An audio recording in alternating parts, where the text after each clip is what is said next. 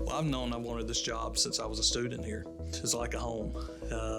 It is home. We've been in the job for 7 months, and when you actually take the acting title off of the full title, it really hits home. So it's been a great experience for me and my family, and we're excited about what the future holds.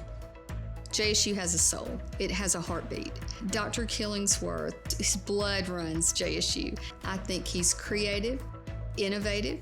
He gave 120% from the day he became interim president going forward. So I think that, to me, spoke volumes. We were able to save right off the bat around $1.5 million.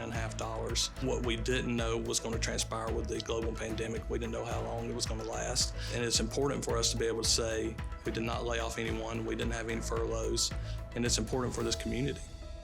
We are setting ourselves up for the long-term goals of the institution.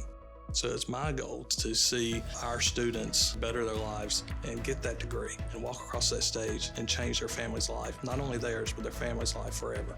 Whatever your background may be, just know if you have a goal, we're going to help you achieve it.